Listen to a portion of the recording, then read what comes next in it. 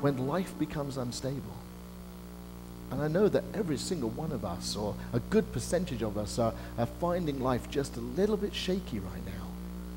And yet we're trying to make the most of it, and we're trying to make the best of it, but the reality is you can't ignore what goes on in our bodies when life becomes unstable. And yet the Christ of Christmas calls us once again to find a place of peace, to find a place within our own lives, that peace that passes all understanding. You know, I've often wondered, what does that really mean, Jesus? You know, what is this peace that passes all understanding? And I think what Jesus was trying to get to was that there is a peace that we can have as Christian men and women, as followers of Jesus. There is a peace that we can have that goes beyond the anxiety, that goes beyond the worry about today. It's a peace and a reassuredness in our lives that regardless of what is happening, there is still Emmanuel. God still is with us. And that God is still present with us. And sometimes, you know, when in the times of instability in our lives, it's those times that we need to hold on to that value, perhaps even more than we've ever held on to it in our own lives.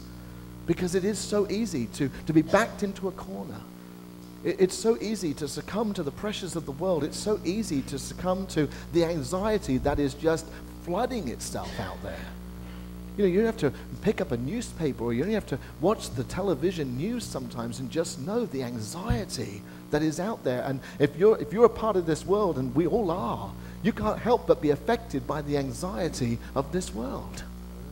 And it's hard sometimes for us just to take a step back and say, you know, I'm affected by it, but it doesn't need to determine the way I'm going to be in relationship with the people that I know. And it doesn't need to determine the way in which I can model my life as a way of peace.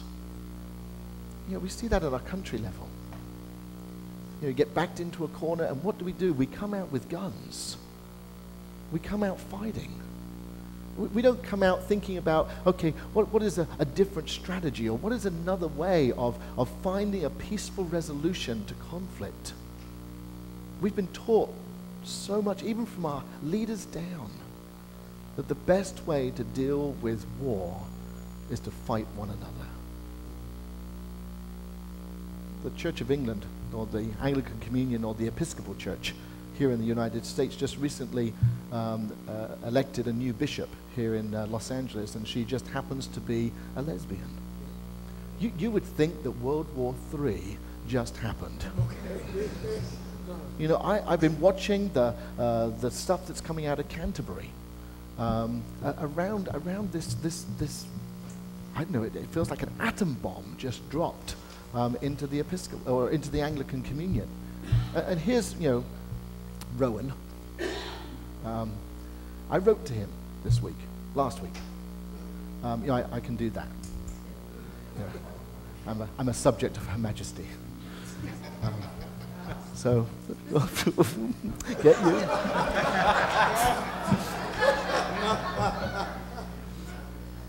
Just in case you hadn't worked it out, of course, I'm from Great Britain, not from Australia.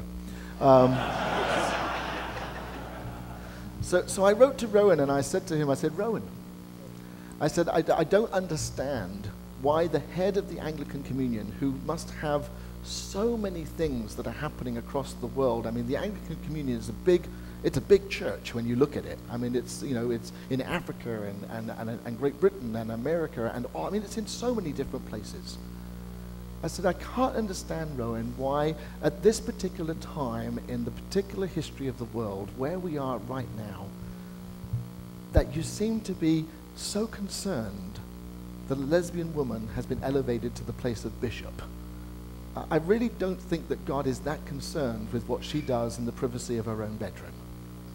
I really can't believe that God's that concerned. What I do believe is that God is really concerned about the way that you are silent about poverty and homelessness. And I really do believe that God is concerned that you're silent about the genocide that is happening or about to happen in Uganda if they pass a law that says that homosexuality is punishable by death.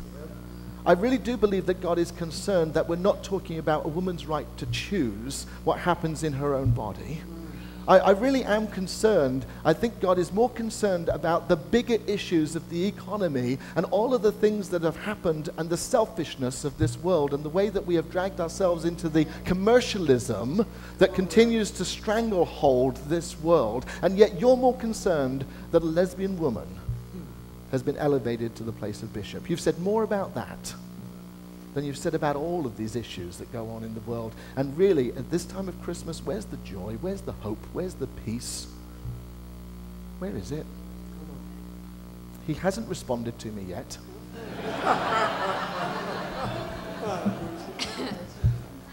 But I am hoping to go to England next year, and so perhaps I'll just pop in for a cup of tea and continue to have this conversation with him.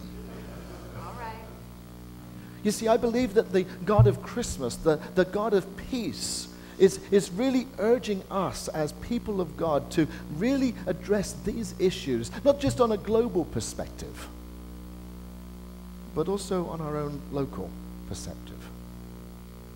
And perhaps we could just go a little step further. Perhaps God is saying that if we want to be people of peace, then I wonder if we could demonstrate what that looks like in our homes, in our churches, in our temples, and in our synagogues. I wonder if we could just really demonstrate what it means for us as a community of faith. You know, the reality is that denominations have split and churches have split, not just around theological issues, but you know, many churches have split because people don't like each other.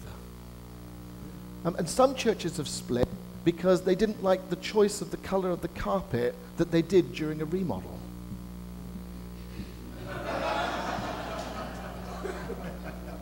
I'm getting nervous. I remember the story of a city here in America where there was one Baptist church. And the Baptist church went through a remodel, and they decided to put red carpet in the Baptist church. And now there are two Baptist churches in this city because half the congregation didn't like the color of the carpet that was chosen, and so there was the Baptist church of the red carpet and the Baptist church of the blue carpet. I mean, seriously, folks, you know? So if you don't like the choice of color for the carpet, get over it. Thank you.